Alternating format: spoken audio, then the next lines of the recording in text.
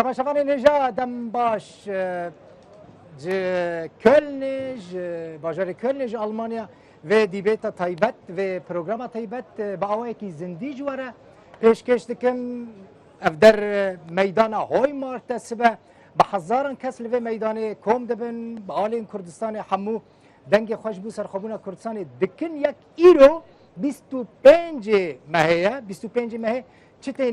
چتی نبیره و 25 ماه هشتانه 25 ماه نهان یعنی تنه هشت بکن نه پشتی ماه کدن لباشور کردستان رفراندوم سرخوبون باشور کردستان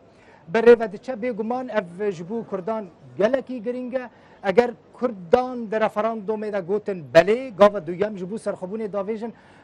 همو خونیم کردان ادی بیکتن کرد دبن خودی ولاتی سر بخوال و درجی کردین دیاسپورای وکه کردین باشوری کردستان به گرمایی لبنده 25 ماه نهانن اوجی بهویه که مزن لبنده و روزنه و کسی که کارن دنگ خواب بدن بگمان دبیجن همه دنگ خواب بله بدن کرد هناك عالی هناك ولاتین جیران هناك ولاتین دروا دبیجن باشه که رفراندوم واره پاش خستن لکرجی اصرار دکن دبیجن اگر هون گارانتیه که بدیله که آلترناتیفه که جه رفراندوم سرخوبون باشتر بقوتر بهستر بدن ما بلکی هم بفکرن که رفراندوم واره پاش خستن حتی ها کسی که نگوتیه بدیله که جه رفراندوم بخورتر هاتیه پیشکش کرن دی همو آمده کاریش بو 25 ماه نهانن که تنه مهک مایه لوی درجی فستیوال سرخوبون کردستان و سبه بره و بچه جه همو آلین آلمانیش دروی آلمانیش فرانساش هولنداش بلژیکا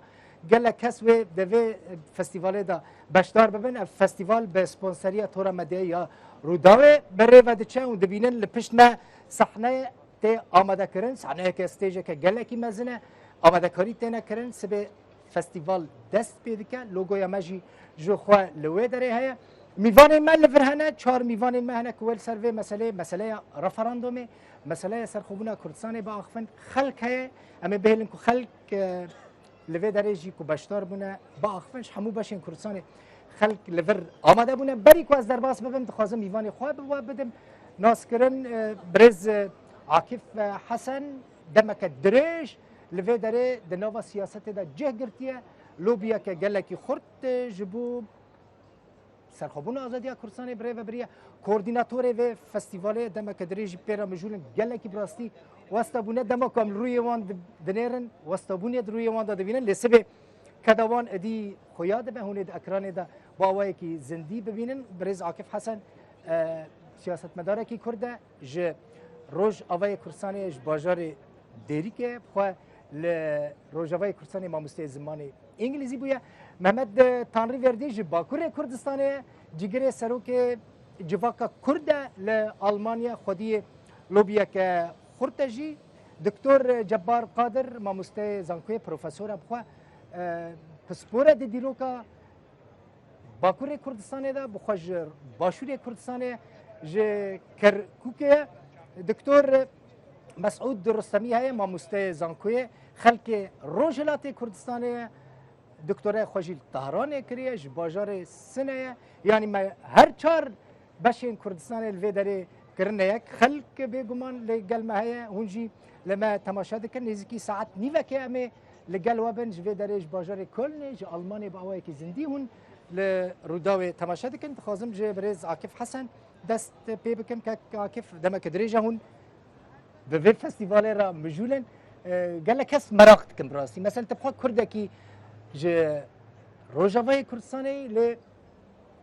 چما اف پروژه دا برخوا بگم هر چهار پرچه کردستانی جی کل کس لگل ته بود آرمان جوار لدارخستنا وی فستیوال چیه خوازم دست بی که وی بسال یعنی اگر مرو بجه سرخوابونا کردستان مرو تنه بحثا باشور کردستان که یعنی مرو بجه باشور کردستان سر بخود به علاقه خواه به باکورتونه یا جیب روجلاتونه یا جیب روجاباتونه شاشه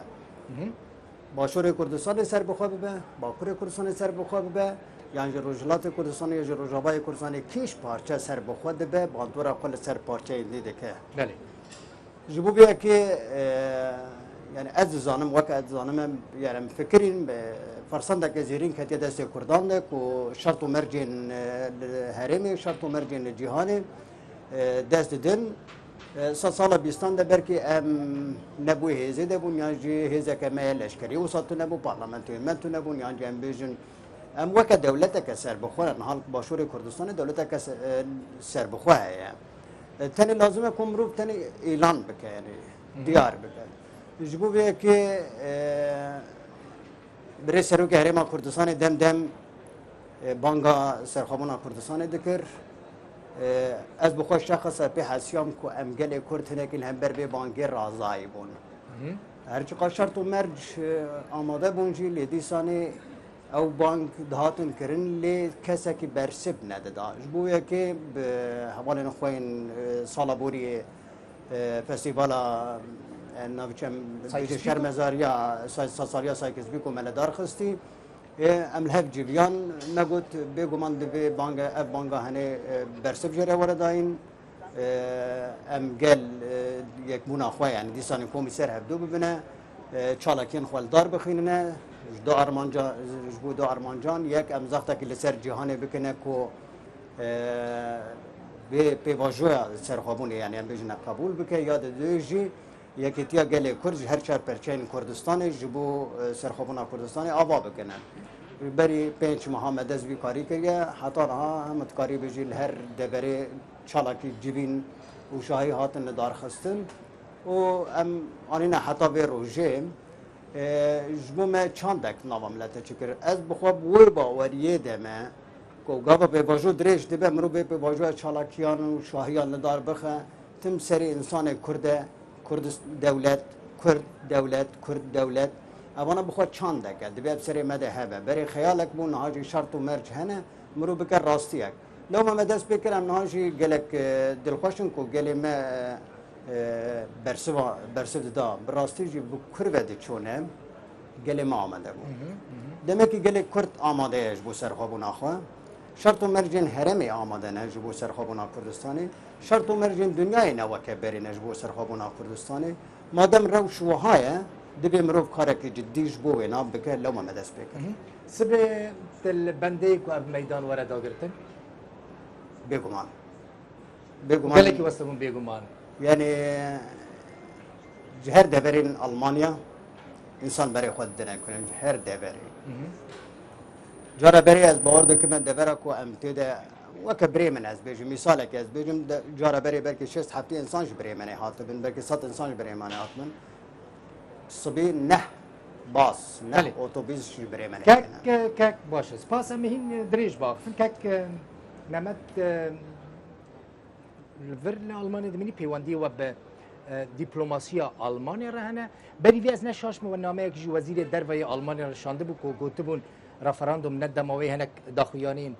نگاتیف دابون واجی جوارا گوتی بو حق وطنه یعنی وزارت دروی آلمانی را حق وطنه هون مداخله کارو بارین کردستان بکنج کردان بخوازن کو نچن رفراندومه افجی جسارت که دخوازه بگمان آلمانیا سبب چیه کو آلمانیا یعنی هلوسته که بیرنگی دستینه براستی آلمانیا نه آماده کو جبو سرخابونا کردستان نه آماده گابریل وقتا اشکره بو 25 ماه ایلول رفراندوم پیک بیت دمچه داوی سبتره تشتک نگاتیف بو جبو کردا مزی برسیفا ویدا مگود اف نکارته او نوزیفاته وقتا ملت کرد نتوی کرد سر قدره قرارك بدا نوزيفاته و المانيا ديروكا خدا جبو كردا تشتن باش كرن نابا 2 سالين داويدا تشك دال كردا دجي شري دجي داعش براسي ميلان دا كردان باش كارو بي باريزن ري قانون ميلان سي 4 جارا چو كردستاني گلكس باساري دولت المانيا لي المان پیچک اپورتونیستن براستی وزیر وان داخلی دمیسیر دونه پر امیوانه ویبون ام قبول کرن لبرلینه ما بحثا به فستیوال ذکر قلت كرد برا عجله نكن ما قلت في 6 سال فرصتنا كتير دستنا 6 سال بري بس 101 ساڵ ئەم بە پەیمانە سایکس پیکۆ هاتن پەرچەکردن فرسەتێک دیرۆکی کە تێدەستین کووردا گەرەک هون ژمارە نەبێژن عجلە نەکەن ئەم ئالیکاریەوە دەخوازن لێ ئەڵمانیا گاو کچێک ئابێتنە پشتی هەیڤێک وەک تێزانن هەلبژارتن هەیە البژارتنی ئەڵمانیا هەلبژارتنا پارلەمێنە ئەڵمانیا هەیە بچێک دەترسن مەسەلا ژبەرک و تورکیە دژی سەرخەبوونا کوردستانەیە ji hemwelatiyên esil Türk piçek ditirsin dibên milyoneke zêdetir hêjimarawan heye lê bîr dikin me ji wana donê pêr got 700,000 hemwelatiyên esil Kurd Alman hene ew zî hilbijêrin lê ez bawerim girêdayê Kurda ye ev cesaret 25 piştî 25 îlanê em erê dipên û Newroza bê 2018 wexta Kurdistan serbixwe be yan were îlankirin serxebûn Almanyayê ji wan dewletên Ewropayê yekemînek û Kurdistan serxwe nas bike. اعترافê pê bike. Belê. Doktor Cebbar mesela henekî ez medyayê dişopînim. Misal niha meseleya Katalonyayê jî dirojevede ku ji İspanya cuda bibe biçe referandumê mesela çima Kurd ez dixwazim vê bi rastî ji te bizanim pisporekî ku li xwe li Ewropa li Hollanda dimînî sebep çi ye ku Kurd illahî ji Ewropa bixwazin em diçine referandumê em dixwazin ji Iraqê cuda bibin em ne ku Iraqê perçe dikin tenê axa me heye coğrafya me cuda ye Ewropa bixwe li dijî cudabûna Katalonyayê ji İspanyê sebep çi yani çima em Ewropa bixin rewşeke wiha ku illahî etirafê me bike qebûl bike vê يعني خۆی باوەڕم ئێمە ناتوانین مقایسەی کوردستان وەکو کەتەلۆنیا یا سکۆتلەندا یا کێبێک بکەن یعنی چونکە ئەوانە لە چوارچەوەی وڵاتی دیموکراتینە مەسا ئەم ساڵ ڕێفراندۆم دەکەن مەسا پێش چەند ساڵ لە سکۆتلەندا ڕێفراندۆمیان کرد دەنگ نەهێنا بەڵام دوای 2 ساڵ 3 ساڵی تر دەڵێن جارێکی دە ڕەوشی کوردوان نییە یعنی نە کوردستان سکۆتلەندایە نە عێراقژی بریتانیا و نە کوردستان کەتەلۆنیا و نە عێراقژی ئیسپانیایە و ئێمە نابێ ئەوەش لە بیر بکەین بەشێک زۆر لەو دەستکەوتی لە هەرێمی کوردستان هەیە بە پشتگیری ئەوروپا و ئەمریکا بووە یعنی ڕاستە گەلیمە 100 ساڵ خەباتی کردووە بەڵام پشتگیری دنیای دیموکراسی بۆ کوردستان بۆ باشووری کوردستان مەسلەیەکی زۆر گرنگە و خەڵکی ئێمە ئەوە لە پێش چاو دەگرێت ئێمە یعنی کێشەی ئێمە لەگەڵ یەک دەوڵەت نیە جوگرافیای ئێمە خنکاوە جوگرافیەیەکی مرد ینی وەسا دەوری گیراوە لێ مەسەلا ئەساسی چییە؟ مەسەلا ئەساسی ئەس بەحسی پرینسپ باسی پرینسپەکانەکەم پرینسپ ئەوە ئێمە کۆلۆنیان یاننا ئێمە مستعمەرەین مستەملەکەین یاننا ئەگەر مستعمەرەین یەک چارەسەری هەیە ئەوش دەوڵەتە هیچ چارەسەریەکی تر نییە هەموو ئەوی ترمە لامەرکەزی ئۆتۆنۆمی فیدرالی هەموومە تەجروبە کرد یعنی هیچ نەتیجەیەکی نەبوو زۆر جار مخابن لە کوردستان یعنی تێکەلی لە ناوبەری دوو مەفهوم دوو چەمک دوو تێگە دەکەن دەوڵەت و حکوومەت دەوڵەت شتێکە حکوومەتژی شتێکی ترە حکوومەت شتێکی کاتیە هەڵبژاردن دەبێ حکوومەت دەچێت لێ دەوڵەت هەمیشەیە دەوڵەت پێکهاتەی دەوڵەت چییە؟ پێداویستیان دەوڵەت چییە؟ گەل ئاخ دەسەڵاتە سیاسی و جواکە مەدەنی یعنی دەسەڵاتە سیاسی حکوومەت یەکێک ژ پێکهاتەکانە لەبەر ئەوە یعنی بۆ ئێمە بۆ کورد نابێ بۆ کورد هیچ کوردێک یعنی ئەسڵەن پرسیار بێ ئەو سەربەخۆیی دەوێ یان ناوێت ئەسڵەن زۆر کەس من بۆ خۆم یەکێکم لەوانەی من ریفراندۆم من بۆ چییە؟ ئێمە 100 ساڵە بای دروستکردنی دە دەوڵەت خوێنمانداوە نەکێک دەوڵەت بای دروستکردنی دە دەوڵەت تەنها ئەمفال 1970 ڕنگ بێ 6 دەوڵەت لە دنیاە سربەخۆیان وەرگرتووە 1970 قوربانیان نەداوە 5,000 قوربانی چەکی کیمیایان نەداوە لەبەرەوە ئێمە هیچ ئەوە جێگای گومان نییە بۆ ئێمە کە ئێمە دەوڵەتمان دەوێ یان ناوێ بەڵام مەرج و شەرتی دنیا ناو دەوڵەتی دکتۆر مەرج و شەرتی دنیا یعنی بەدیتنا من یعنی ji بۆ نیشانکردنە ڕۆژ تازە ڕۆژ نیشان کراوە ئێمە هەمی بەجبورین و چی چارەیەکی دی نییە یعنی دەنگ بە بەلێ بدەین شتێکی دی لە پێشە من نییە مثلا دکتور قال کس خماوية كده خن کس اعتراف ناكن کس ناس ناكن یعنی حمود بيجن دبي باش خينن ندموية ريسك هنا شر الدجي داعش تي استنكرن افهمو وكو كوسب وكو استنجي ددن فيشيا في ئەزمموی 20 ساڵی ڕابردوو یعنی ئەوە دەردەخا مثلەن ئەمریکا دژی ئەوە بوو یەکێتی سۆڤێت هەڵوەشێ دەوڵەتیان باڵتیک ستۆنیا لاتڤیا لیتوانیا سەر بەخۆی ڕاگەن دژی ئەوە بوون بەڵقان یۆغسلافیای بەرێ ببێ شش کۆمار لێ هەمیژی بوو هەموو دنیاش مەجبور بوو ئاعتراف پێ بکە ڕەوشی ئێمە یعنی طبعا ڕەوشی ئێمە لەوەش خراپترە بەداخەوە یعنی ئێمە لە ڕەوشێکی زۆر تایبەتین لەبەر ئەوە من تەنها یعنی بڵێ تەنها ئەوە نابینم کە کارێکی زۆر ئاسانە و زۆر بە سانایی دەکرێت کارێکە ڕسکی تێدایە بەڵام باوەڕی من ئەوەیە گەلی ئێمە ئەوەندە قوربانی داوە یعنی ئامادەیە بۆ سەربەخۆیی من یەک گوتنێکی مامۆستا عیسمە شەریفوانی خوا عافویکە جارێک بۆ بەعسکرد نازانم تۆج لەوێ بوو یان نا وت ساڵی 1964 وەکی نوێنەری شۆڕش لە ئەوروپا وتی لە کوردستان بوو چوو بۆ ناو شۆڕش وتی شەو مانگا شەو بوو من جگەرە دەکێشە تۆ زانین ئەو گەلێک جگەرە دەکێشە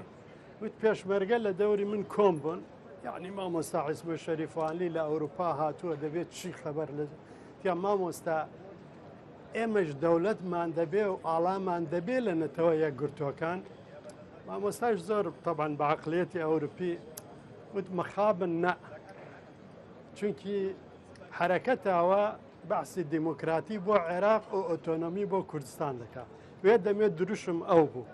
دروشمی حرەکەتە کوردی دیموکراسی بۆ عێراق کوچێ نەبوو و ئۆتۆنۆمیژی بوو کوردستان و ئەوژی چێ نەبوو گو من دیت ئەو هەمی پێشمەرگە یعنی وەسا عێجز بوون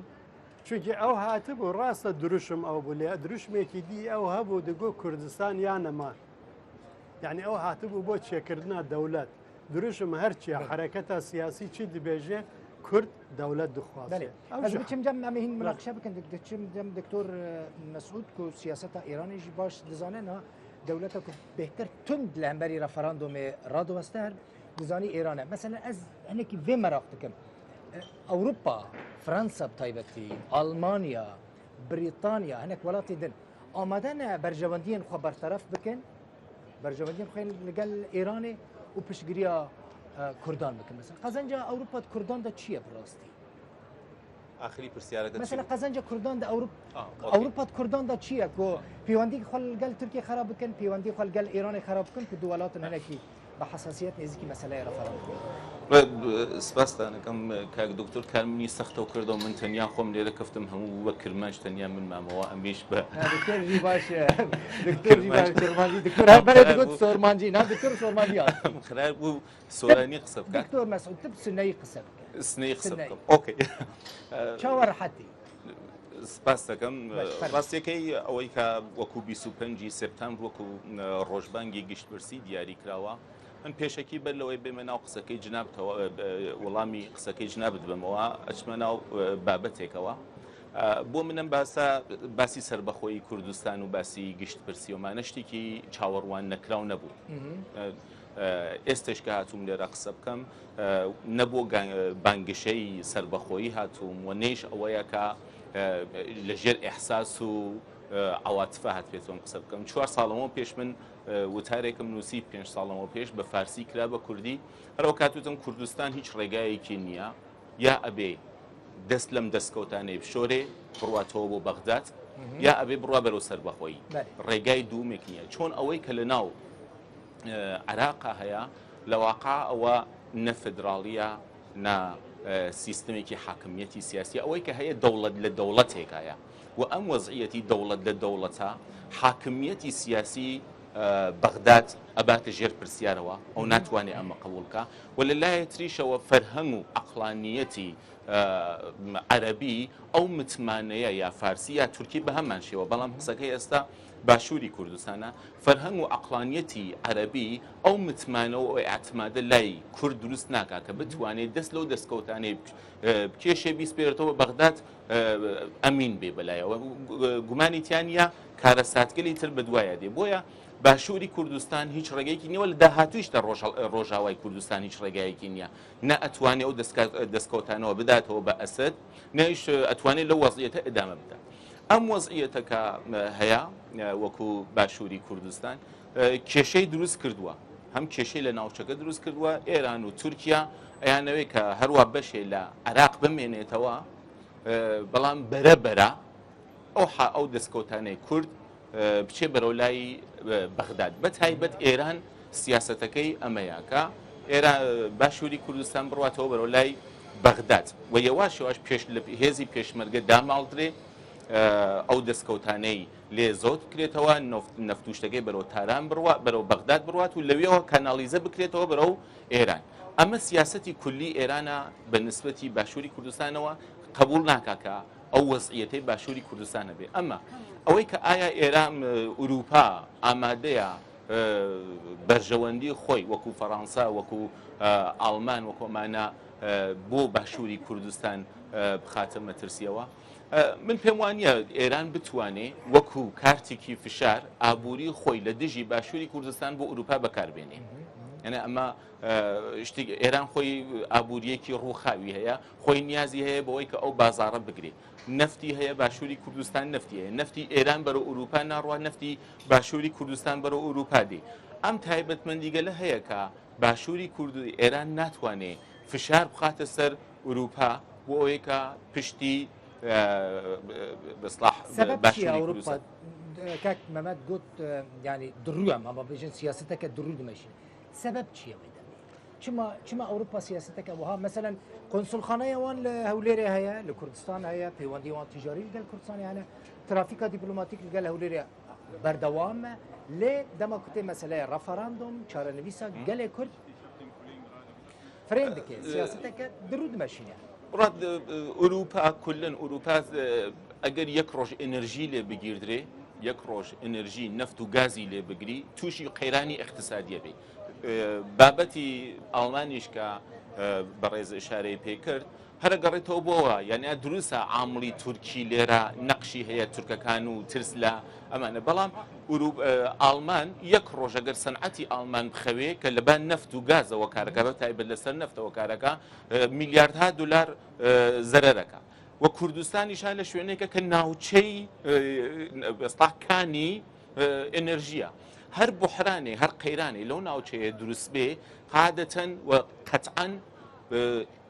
ئابووری ئوروپا تووشی کێشاکە بۆیە ئاڵمان وەکو یەکێ لە سێ قوتبی اقتصادیە جیهان ئاڵمانیەکی لە سێ اقتصادی گەورەی جیهانە زۆر نیگەرانە لەوەی کە ئەو ناوچە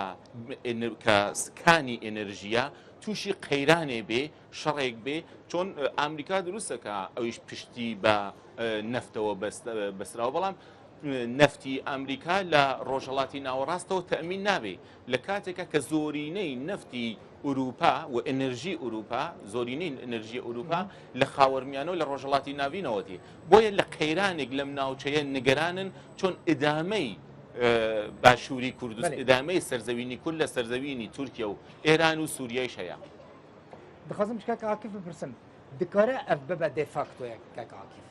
مثلا سبب رفراندوم خلقی گوت بله گاو دویم وره آویتن مثلا آوکرن دولت دانینا سیستمه که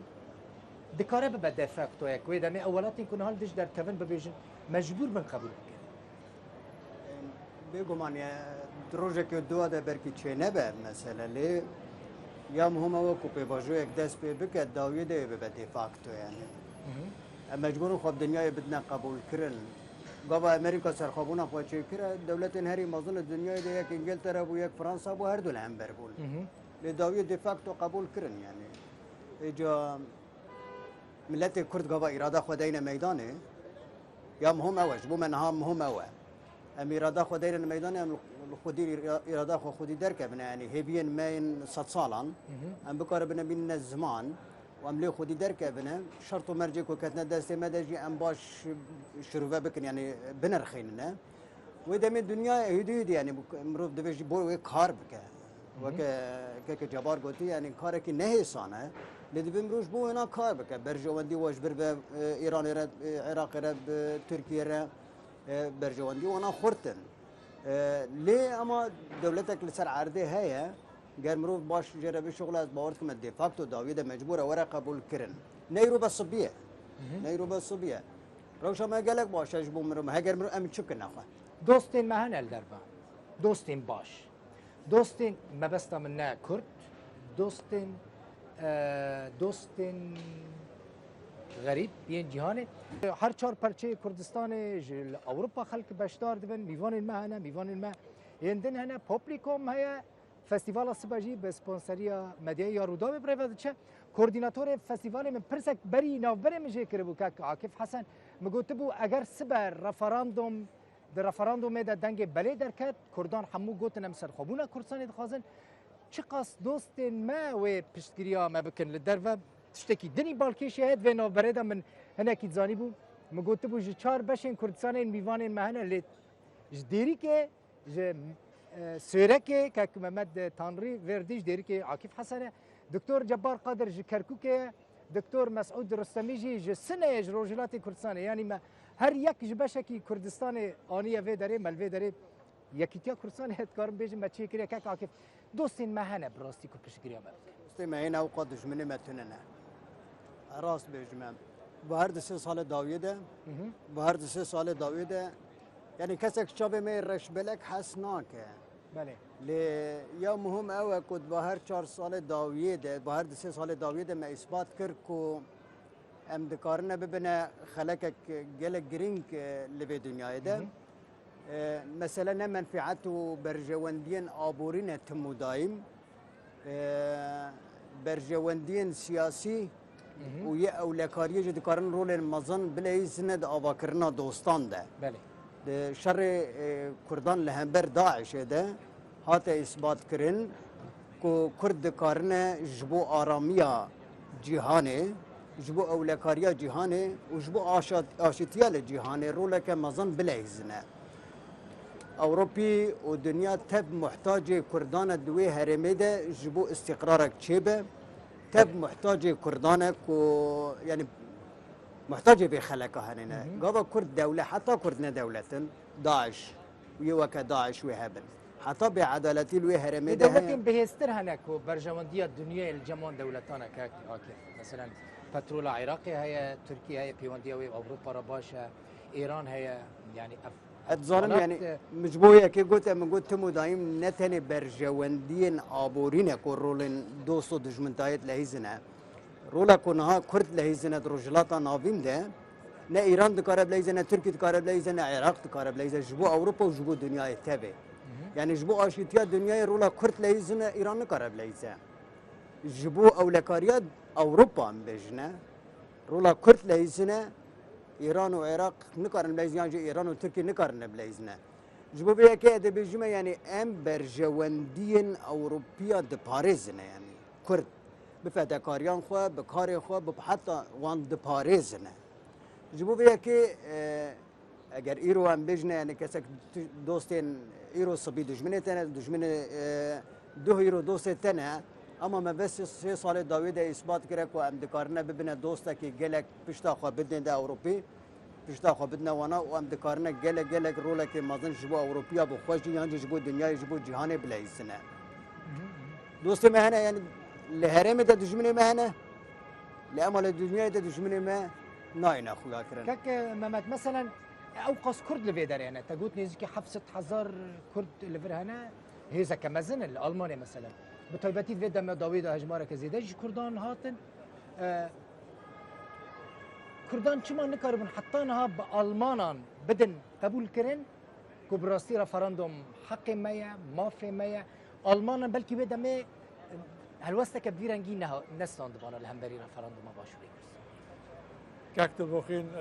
بإذناتا جبركوتا وك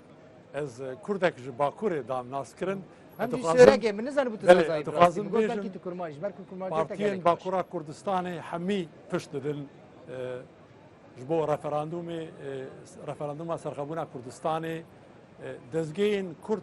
civaka Kurd li Almanya ne tenê hemû dezgeh û komelên Kurd xebatê ji bo sibe û ji bo pişt didin referandumê û hêvî dikin ku serxebûn rojek zûtir were îlan kirin. Na têm ser pirsa we دخوازم و سرراست بکم نس 700,000 کرد لآلمانیا دیجین میلیونک 250,000 همولاتینه هیدی همولاتینه یعنی خودی 300,000 بله جوان میلیونک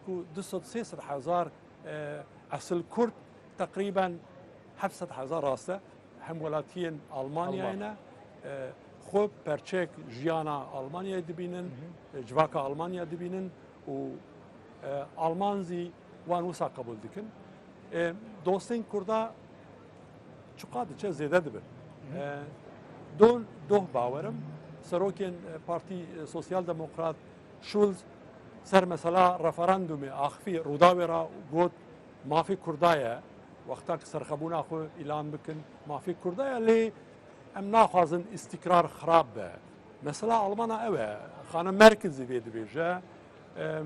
وزیر گابریل زیوی دبیجه دمیزیر دونه پیرج مرا او گوت مجرا گوت استقرار رجلاتا ناوین ذاتی خراب بوی اف 100 سال استقرار نینا کرد پنابر بونه بمیلیون و انسان کرد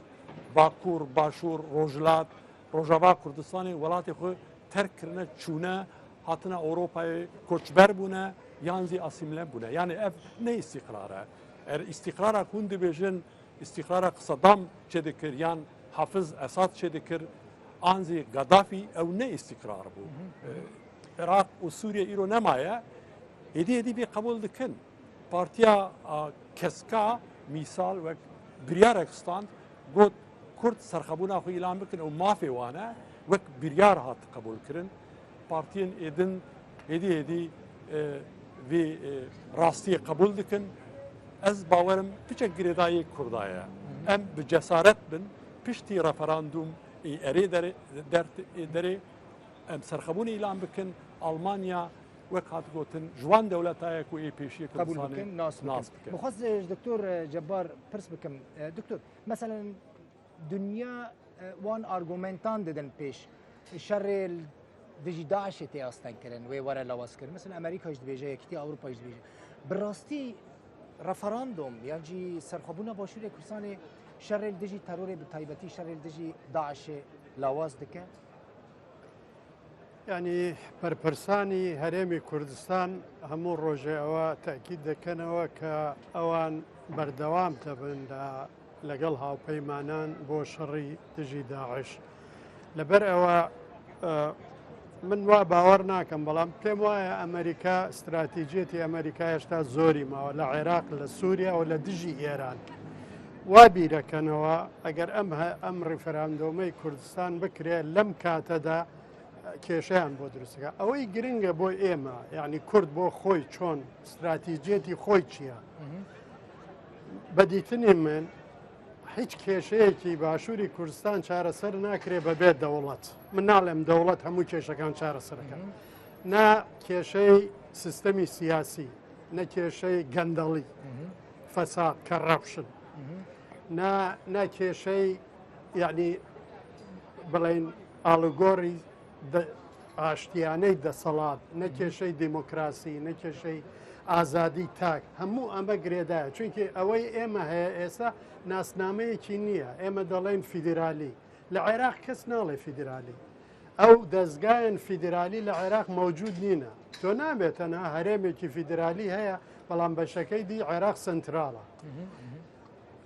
لە هەموو دەوڵەتیان فیدرال لە هەموو دەوڵەتەکانی فیدرال دوو ئەنجومەن هەیە ئەنجومەنی هەرێمەکان و ئەنجومەنی نوێنەران لە عێراق یەک ئەنجومەن هەیە ئەنجومەنی نوێرانارە هەیە محکەمەی فیدرالی هەیە لە عێراق نییە عێراقی بۆ خۆی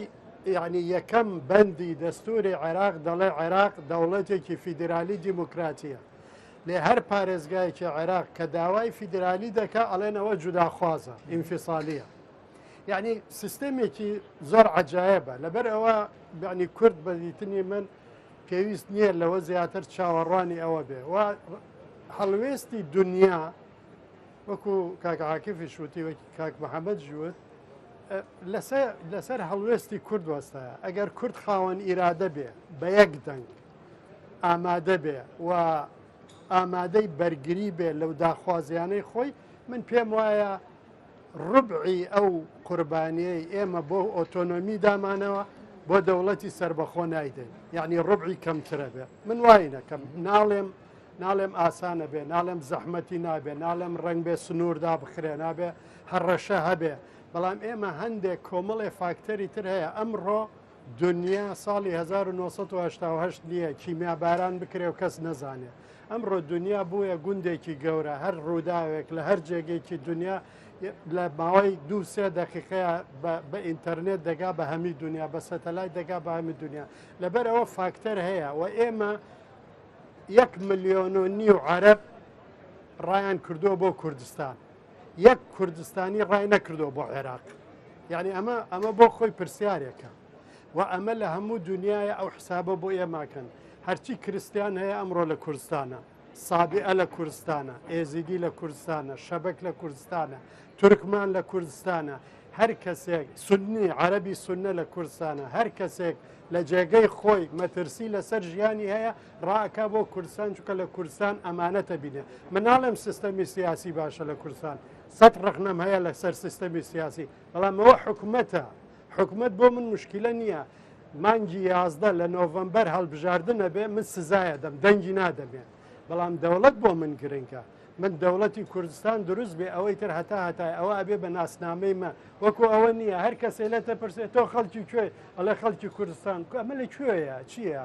تۆ 1 سعات مەجبوری شەرحیکەی 4 پارچەیە وای لێ هاتووە لە چیرۆکێکی دوور و درێژی بۆ بگێڕیتەوە یان زۆر کەس هەیە نەوێرە بڵێ کوردستان چونکە لەوێت تورکێکە عاجزە بێ یا عەرەبێکەکەی پێی ناخۆشە یعنی ئێمە لەم بێکەرامەتیە من بە ئەساسات نامەوێ قسە بکەم بەڵام لەم بێکەرامەتیە تەنها دروستکردنی دەوڵەت ئێمە ڕزگار دەکا لەم بارە کە پڕ لە شەرمەزاریە ئێمە ئەو هەموو قوربانیەمان داوە بەڵام نەمانتوانیەوە بەدەستی بینین زۆر جاریش خەتای خۆمانە لازارێف پرۆفیسۆرێکی ناوداری رووسیا بوو دەیوت گەورەترین دوژمنی کورد بەخۆیەتی و ئێمە لە باشووری کوردستان ینی کوردان هەوڵ نەدان دەوڵەتی بکەن هەر دوژمنی هەرە خراپی کورد بخۆیە یعنی ئەم لە باشووری کوردستان گوتنێکی مە هەیە دبێن دەردە کووردە ئەو عیلەتێکە وەکی هەمی عیلەتێندی یعنی حەز شەفدوو ناکەن پارتی هەمی کورد خواز بەحسی باشوور ناکەم هەمی کووردا پارتیانوان هەمی حەزیەک ناکە پارتیەکی دبێژێ ئەس کوردستان دروست دەکەم وڵایی ئەس خراپ دکەم هەمی پارتیان ناکیەک و دوو ئەس نە پارتی ئەندامی تو پارتێکی نیمە 43 ساڵە من دەبش پارتێتی بەردا دکتۆر مەسعود ریسکێن وێ چنە ریسک ئەس دخوازم ریسکان بزانە بم ئۆکەی دەولەت هەموو کورد دخوازن دەولەت ئاوا دەبە و کورد بن خودی دەولەت و ژمە بپرسم پاسپۆرتە خۆی کوردستانی دەردخم کوردم وڵاتی مەدی پێویست ناکێ وەکە دکتۆر جەبار گوت ساعتێکی شەرح بکەم 4 پارچەنە خەریتە ژێرە چێ بکەم ریسک چنە کوردناەکیژی ریسکان دەترسن کاک دڵبەخوێن ئەلبەتە کاک دکتۆر هەندێک بابەتی مەطرح کرد وانە کە دەوڵەت چارەی هەموو دەردەکان بێ دەوڵەت دەتوانێت دەرفەت بێ ئەوەی کە تۆ چۆن هەڵسوکەوت بکەی ئەوەیە کە فۆرم و محتەوا و ناوەڕۆکی دەوڵەتێنەکە ڕەنگە توانێت خودی دەوڵەت بێ بە کارەساتێ بۆ خودی کورد بێ بە کارەساتێ بۆ ئەو میلەتە چۆن ئەو حکومڕانیە ئەگەر باش حکومڕانینەکە تۆ بەدەست داگیرکەرێکەوە دەرەچێکەویتە دەستی هێنێکەوە بەڵێ دەوڵەت کەسایەتێکی حقوقیە ئەم کەسایەتی حقوقیە بە تۆ شوناسی حقوقیەدا شوناسی تاریخی و فەرهەنگی بە تۆ نادا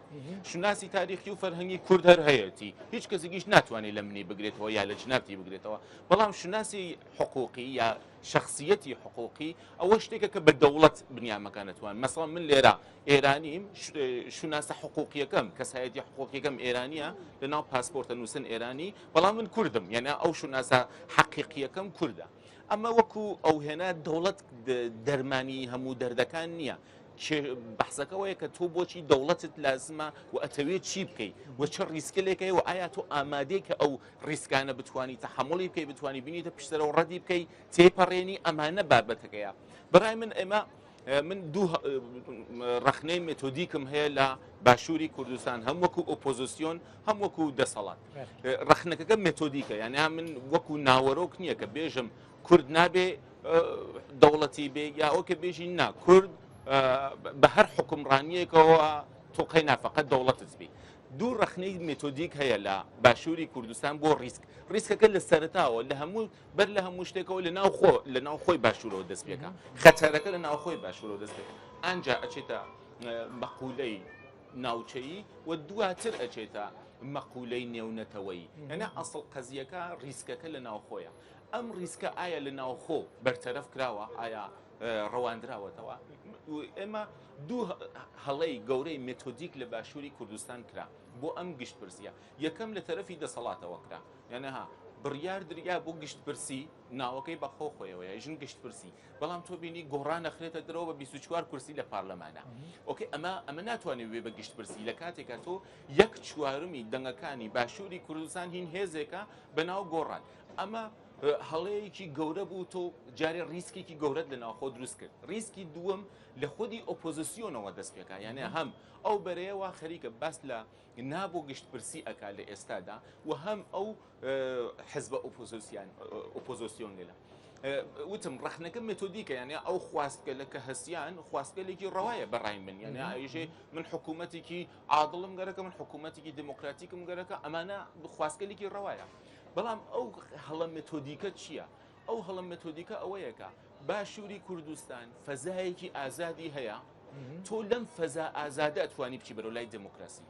یان تۆ ئەگەر دەوڵەت ڕابگەێنی بۆچی کاک دڵ بخوێن بۆچی ئێران قەت ناتوانێت بگا بە دموکراسی چۆن قەت ئەو فەزا ئازادی تجربە نەکردووە باشووری کوردستان دموکراتیک نییە ئەمە یەکەم ریسکە کە تۆ ئەگەر لە ناوخۆ حەلی نەکەیت دموکراتیک نییە ئەمە فەزای ئازادی هەیە وەک ئۆپۆزیسیۆن هوەری سیاست لە ئۆپۆزیسیۆن هوەری سیاست ئەوەیەکە ئۆپۆزیسیۆن بتوانێت هەم ئەو بەرەی نابوو گشت پرسیە بتوانێت لە ناوخۆوە ئەو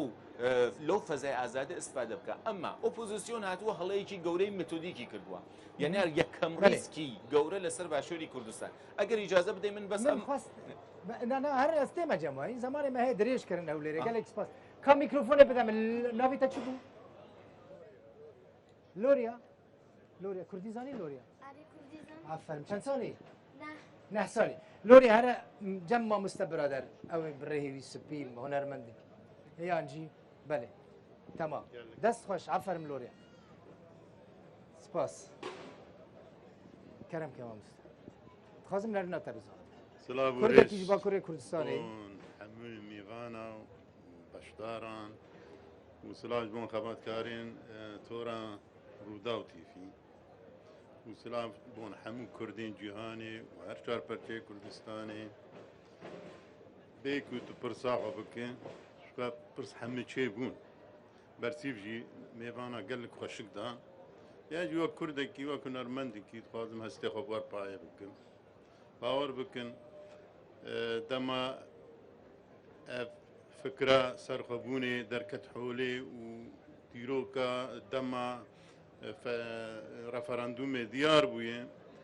دلێ هەموو کووردا دووجارە داوینن یەکش بۆن بەدەناوی یەک بۆن وڵاتێوی بێ کورد چاوە درۆژلاتە ناویندێ چاوە مرۆڤن خوەزایی هاتنە جیهانێ ئەو خواسی دەولەت بوون مافکیوانی خوەزاییە ئەس گەلک جار بێ ملەتکی بێ دەولەت وەک سەویە بەر دیوارایە کی رابط تپکێ لێ دخێ تعدێ لێ دکێ ریسکە هەری مەزن ji بۆن me Kurda bindestiyê, koletiyê دەما ئەمفال چێ بوون دەما حەلەبچە چێ بوو دەما قڕکردنا دێرسمێ چێ بوو ئا زیلان چێ بوو مەتو دەولەت تون نەبوو مەتو دەولەت عیلان نەکرد بوو ji berge em bê dewlet bûn ewana bi serê me dihatin ji wê ji wan rîska mezintir ji xwe rîsk tune ye em dibêjin em ê bibin dewlet ji bon ew rîskana êdî bişîn di neyên tiştê heta anha bi serê Kurda hatine bi serê tu milletê cîran di nehatiye ji ber dewletê wan hebûn lê bi serê me dihatin ji berge welatê me di nav çar dewleta de hat parkirin berî 100 salî بله ئەو 100 سال جی دەرباز بوو ئەو حکومانە نەمادەمەشن دەمگنو دەست پێ کرد هەم لە جیهانی و تایبەت ڕۆژلاتا نابین ئەو وڵاتێک لەسەر کوردە حکم دکن ئەو بخۆ ئانها بێ ئیستقرارن عراق ئانها بلەحیمێ بە قەیناغێژی نگار بە هەب بزەلقینە ئالیکی شیعی ئالیکی سونی ئالیکی کورد و گەلک پرۆبلەمێن دن ئیدۆلۆژی و این اولی چه بونه لی آنها هگر دولتا کردا آبا ببه از وی قناعت دمه وی گلک آرامی به هریمه وی گلک نابو دنگ کردا با آواکی ارینی جهان دنگ بدو وی حوال بنده مجی چه ببه گلک لی اسپاس از بیشم ام کرد برا ام بخوا باور بن باور بکه ام کردی انسانن ام جی ملتن ام جی ملتکی کفنارن خودی اولو اومتن لی حتان ها چما ام بیرومتن دنابا چرخا جهانی ده ام بی دولتن درابن برا شاد بر روحی احمد خانی مزگینی بدن قاضی و برزانی دولت دا خو عیلان بکن حزار برادر بقربانی بله گلک سپاس اف نرینا ما مسته برادر موسیقی بو بالا سایکس پیکو جی 100 سالی شرمزار کردن سایکس پیکو 100 سالی سایکس پیکو الوی داری هات بو شرمزار کردن سه جی مزنترین فستیوالا کردان ل اروپا جبو سرخابونا کردستان لوی میدانه ته لدار خستن سه جی بگمان باوای کی زندیل گلوانه الوی داری بولتنان پیشکش دکن ما گلک زمان دا میوانن سر حساب خلکه ما دا میوانن از خازم و جاره پرسان بگیرم کرم که تخواست پرسکی بکی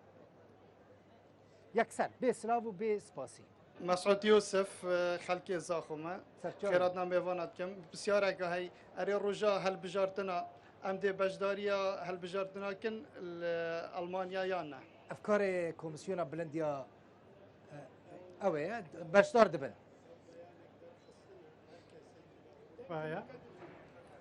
بيانك دار خستنا كوميسيون بلند مفوضي العليا جيل بالديجيتال لسر بالديجيتال انترنت دكارن دنگي خوبدن قد خمان ناخد كردين اوروبا دمينن دكارن باوايكي ديجيتال الكترونيك دنگي خو بدن گلک سپاس باشه گلک سپاس كابيلا فيدري ميكروفوني بينفر بدمن ميكروفوني بدمن اها عفرم كرمك بجي پرسیا من بری گیشکی اتخازم ببیجم گور ماموستان آنی زمان وی رو گلوج وی روژه خوشتر هبه گو گل ما گیب خودم مجوله گل ما ند معارضه دا ما قبول دکی و نه ده حال نهاده ما قبول دکی و نه الجاده ما قبول دکی دما تنگو توب دست وان کهون و لشکر وان چیه ببن وید برلمان من اذا ما قبول بکن وقا صارن ام قبول نکرد يعني دبيجي تشوام خوب باريزن اگر اير شكاته ما مستا باشکی چوک اوجی پرسیا دیدیان اوروپیان او المانیا او کیجان دولتا دما کردستان سرخابونا کردستان بناف بکی اواناجی هر حکومتك جبر ملت خوفا يعني بر پرسن و چاغه پیشگرتیا ما بکن او نکن اد بیجم و چاغه اواناجی ببار خرامن زور سپاس گلک سپاس پرس بدا پشت خوا زحمت نبه زور سپاس نه تنی پرس نه زحمت زمان مداخله ببورنا جبركو زمان مداخله ما برجي مجوره قلت بو پرسا خوب که جبركو زمان نما و قطب به سری صدی هشتیج و کسی کو درابن وی فستیوال و پار بیا کولن رابونیا ساکس بیکو کرده روج آوای کردستانی ام دگن بفاتسن دروج آوای کردستان ام دخوازن پنجرک مهبی جبر ویت شته ام آریکاری به باشوری کردستان کش بو رفراندومی ام دخوازن پنجرک مهبی ام جویزن دانا تنگ درکبن بله. ام دخوازن تیروژی روژی ورنم ام دخوازن يد بيجين شما دم نهاتيا تجارة وكا إيرو روي دجمني ما رشتر نابي بله دجمني ما يان داعشية أردوغان يان شيعية يان أنزالمشية إما تاني كرد هذا خياكن دوراتنا نافي دا حضاري قالك أم سباس توازن مالا حوالي ما تاوا. في برسي باش جواب بدن میکروفون بده پیش خوا زحمت نبه مالا تا پرس زحمت نبه کرد پرس و کرد پرسام نوی محمدش کوبانی من پرسامج برای عاکفرا لسر فیسبوک پر گوتن تنه گوتن کی جهت و فی فستیوال فینانسه که جبر ام تخواز مراسی ناس بکن یعنی پر گوتن تنه کن بید مسئله تجارت نظام مسئله چی نظام مسئله چی بده ورز زحمت نبه از محمد شیخومه از خودی شهیده کیمه از آب شهیدم از اوید بیژن نخیش سرخوابونا کردستانی ره پرسامه و خوینا وان شهیده کی مسئولی وام گواد بین نخیر به و ساعت و خوش گلک سپاس وکی دین کسا کبو ایوار باش از خوازم اجمیوان هجا از بپرسم به او اگر پارتی بن او گود بینا سبب اویج مر بیژن او دا خوازا وا چی چما دبیجن نا چما بینا بله بینا وکی دین کسا کبو نور لفي علي كاسا كابو كابينة زحمت نبات ميكروفوني بدم كرم بيجا برسا ها نا از برسان خازم ببورين يعني وكا برسي وكا برسي لا برسا ونا برسا بله ازي بيجم صبا حميه نرمنت وي حاضر ببن امي حمي بيك دنگي بيجن نافي مايا سرخوبون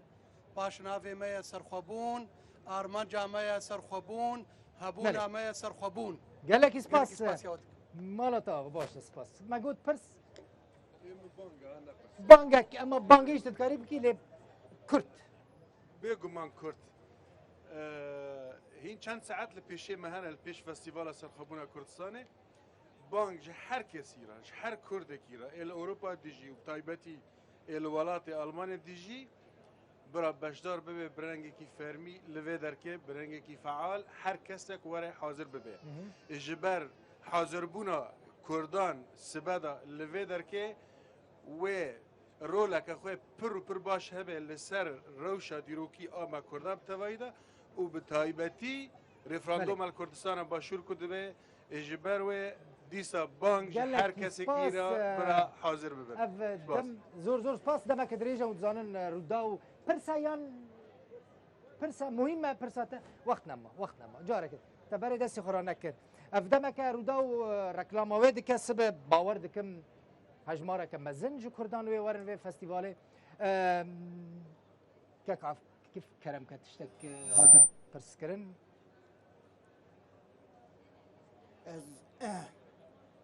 هناك چند شاش نوا گلده هاتنه چاندن یعنی demek دريج ويره لازمه کمرو بکاره با چاندار راکه گاوا مرو کار مزن رادبه یعنی کار مزن رادبه هم هر کس دبیجه به میلیون امپرل پایوانانه یا ما ام دخوازن کار مزن به امکان پر پچوک چالکوان ما چه زوری کشان کس نزانه یعنی چه مصرف جبری که خدانه پاری لب زارو که خود چوانه آنینه کرنه خدمت آوی چالاکی ده که اندزانه بلانه چاندا کو فیسبوک ده تن مرو گوتنا بیجی و بنیشتان بیجی مرو دفوی چانده برده مرو کار که نتوی هات کرن تشگیریا کاری نتوی بکن مصرف چه بلا میلیونا مصرف لی هر نه لی بلا کار که نتوی به نه به میلیونا مصرف چه بنا دکارن والده اب صبی کاری کل ورده به کاری که پیروزه جبو دولت کردی جبو سرخوابونا کردستان تیکرن جبو یکی چه مصرف لی بنا بلانه ببینه زورین ما حواله همو چالکمان ما کشاندین و گلی ما کشاندین همو امکان ما جگلی منه وكا يندبين جاري كمين الركلام هنا اللي سر شانويا ما الملك الرضاوة آلي كاريا كما رمزي كريا الملك دي تركو الركا دي ساني آلي كاريا كما رمزي كريا لطانشت دجي دوستا كي مال لباريس ناوي خو أبوي ميردينيا آلي كاري كيا ما كريا با آلیکاریا وان کسا با آلیکاریا گلی ما ام دکارن چالاکین و حال دار بخن باور بکه گاوا مرو بکار به امکان خوین گل بکار بینم مرو کار هر چی بکه لی نقطه که ما ستشته که جارنا از وسط به حسیام دوی چالاکیا مده لگلک دبره هن کلتور نگرک ورنه گوهرتن جار جاناش مره وسط هاتک و کلتور زانبونا وعي دي بيشنا وعي دعوتك جارنش وعي نتوي در باس دكه يعني جبو دعوتك جار انسانك دكاره 500 كيلومتر 1000 كيلومتر بچه و پران رازي نجي لجارنا جبو او كنتوي دكاره و فداكاري نكه اما داويه ده گلك فداكار وك گله كرد يكو هر تشتي دكاره هر تشتي دكه جبو سرخابون اخوا جبو شاهيه كوسا فستيفال كوسا جي هر آلیکاری به مره کریه سپاسیا گلی مده که ما سپاسیا چالک وانیر مده که ما براسته كاك محمد شكل بيجي ام gelek خوشن صبح بهزاران 10,000 15,000 کردستانی لوی میدان های مارک آماده ببن و جبو سرخبونا کردستانی دنگ بدن کرد براستی جیرن یعنی میلیون و 200,000 هات بحث کرن کارسازن خواندوانن خودی دزگانه او ملکک مزنه اف دنگ کردستانه دیاسپورا دبیجن سرخبورا کردستان و باورم روژا رفراندومی به صدا به هزاران کس جا آلمانیا و ولات اوروپا دنی هرن کردستانی روژا رفراندومی آماده بن کردستانی کردستان بزانه بکو دیاسپورا بوان رایا مثلا از مراختك انت كردكي باكوري كردستاني دولة باشوري كردستاني ببا دولة نبا دولة يعني اوقس هيجانا تجبد شيء قال لك هسين وقت انا وكيل روجافاي كردستاني جانا لروجلاتي كردستاني جانا بركاس في مراختك مثلا وكمل بركاس دي برسن يعني چما اوقس هيجان جمتها وكا كردكي باكور ما مثلا براستي از بخود چم باشور تيم يعني از ولاتی خود بینم اوروبی مثلا پاسپورت اوروبی های قد شر اوقاس گرینگه يعني حوجه چما دولت لازمه هات گوتن دولت جبو من ناسنامه او پاسپورت جبو من ناسنامه وزیر داخلی آلمانیا جمع پرسی گوت هون دبن ام آلمان اللي ونخباتا كردستاني اللي بدر ذكر ما قوت دلي مدى دحب ناسنامه هنا ام آلمان اللي ام دلي مجبو كردستاني دابيجا يعني بفكرن وارن سيبوري واري تشاند واري هر اوي وقتك دولتا تنبا نت تشتكي تنكاري تبي اولمبيادي ببي تنكاري هري فوتبولا ناوا جيهان دا بليزي تو وقتك وري قرتن تو وقتك وري كشتن دولت نبا كسر خودي درناي جبوي دولت حوجيه باشور كردستان افكرنا سرخبونا كردستاني جبو همو كردستانيان باكور باشور روجلات روجافا ريك ودك امكانك ودك دكتور تا خواست تشتكي بيجي پرسیارێک هەبوو کە دەوت مەسەەن ئەو دەنگی نەخێر بۆچی چامنامەوێ ئەوە گرێ بدەم بەو شتەی کە سۆر باسی کرد مەسەلەن من وتم هیچ کێشەیەکی کوردستان بەبێ دەوڵەت چارەسەر ناکرێ بەڵام دروستکردنی دەوڵەت هەموو کێشەکانی کوردستان چارەسەر ناکە ئەمە یەک دوو کۆمەڵی فاکتەر هەن بە بۆچوونی من گەرانتی ئەوە ئەدەن کە لە کوردستان سیستەمێکی نادیموکراتی دیکتاتۆری دروست نەبێت بۆ یەکەم کوردستان بۆ خۆی مەسەلەن ناوچەی جودایە تایبەتمەندی هەیە لەبەرەوە ئێستا بەرپرسانی کوردستان باس لەواکەن ئەو دەوڵەتی کوردستانە کە چێ دەبێت دەوڵەتێکی فیدرالیە بێت یعنی حکومکردنی کەرکووک جیاوازە لە دوهۆک و سلێمانیە و هەولێر شنگال جیاوازە لە کەرکووک و سلێمانی لەبەر ئەوە ئەو سیستەمی فیدرالیە زەمانێکە گەرانتیەکە بۆەوەی دیکتاتۆری نەبێت دووەم ئەو مەکسەبانەی کە ئێمە بەدەستمان هێناوە لە باشووری کوردستان بەشێکی زۆری بە خەباتی خۆمان بەڵام بەشێکی زۆری بە پشتگیری بیرۆڕای دیموکراتی جیهان لەبەرەوە هیچ حاکمێک لە کوردستان جورئەتی ئەوە ناکە لە دژی بیرۆڕای دیموکراتی جیهان کار بکە ئەمە شێکێک لە ئەو فاکتەرە گرنگانەیە و ئەمڕۆ حزبەکانی ئێمە دیموکرات نین، یعنی هیچ حزبێکی کوردستانی لەسەر هەموو کوردستان دیموکرات نیە و هیچ سەرکردەیەکی کوردستانیش دیموکرات نییە و ئەمە زۆر شتێکی تەبیعیە. زۆر کەس ئەگەر دەسەڵاتی هەبێ و کەس لێی نەپرسێ و پەرلەمان نەبێ لێی نەپرسێتەوە ئەبێ بە دیکتاتۆر. ئەوە نۆرمال لە هەموو دنیا تقریبان دەتوانێ وابێ. من بە باسی ئەوروپا ناکەم کە 300-400 ساڵ یعنی پرۆسەیەکی هەیە. ئێمە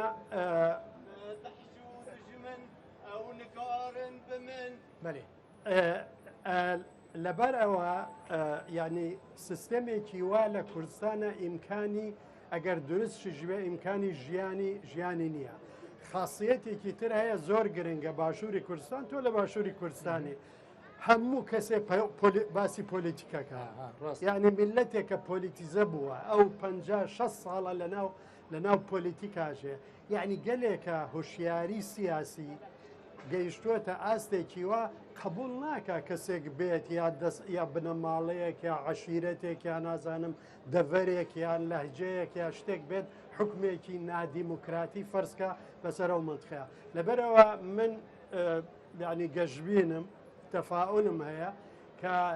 لە وڵاتی ئێمەدا لە کۆماری فیدرالی داهاتووی کوردستاندا سیستەمێکی نادیموکراتی دروست نابێ. ناڵێم دیموکراتیە بێت چکاوە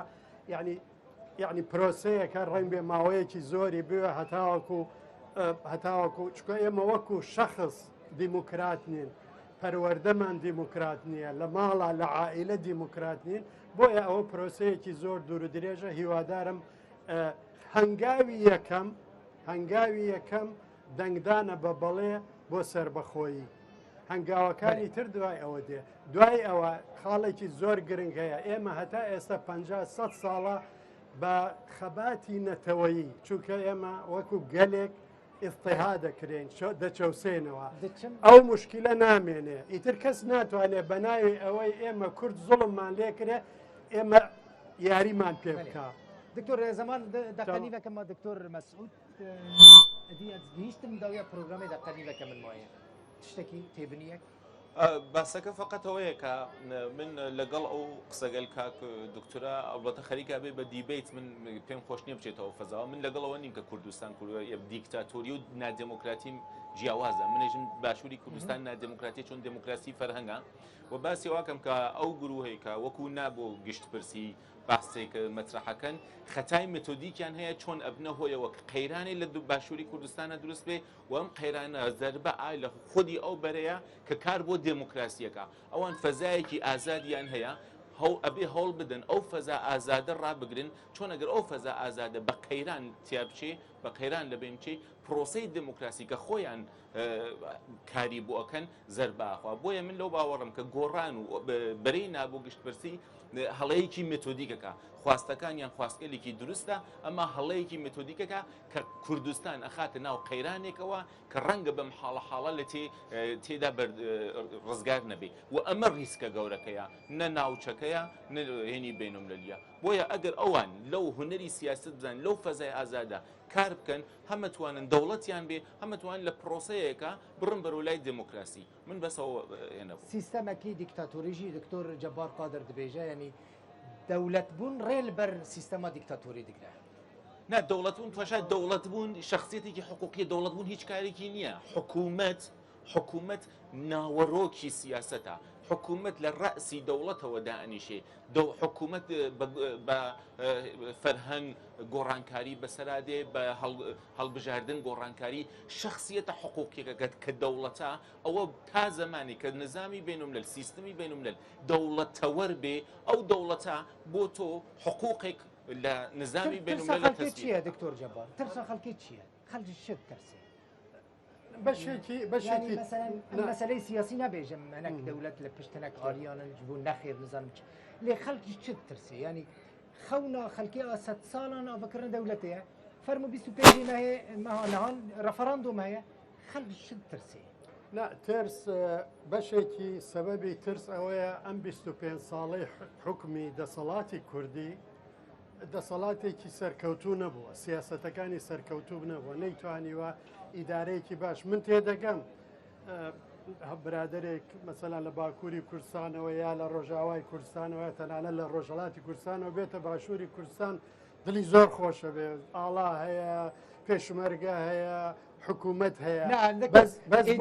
ئەدی کوردین مەیەن دنجی مشکلەین باشوور دەزانن مەسەلەن کوردین ڕۆژ ئاوا کوردین باکووری کوردستانی دەزانن کێشەین سیاسی و مەسەلەین مادی و من مەبەستمەوەیە بۆ کوردی باشوور ئەو مەرحەلە دەرباسکردە ئەو داخوازی ئەوان هەیە داخوازی دیموکراسیە ژیانێکی خۆشترە و سیستەمێکی عقلانیە هۆشمەندانەیە بەشێکی ترسە بەشێکی تەنها یعنی ململانەی سیاسیە علاقەی بەوە هەیە ئەو حزبە نەیکە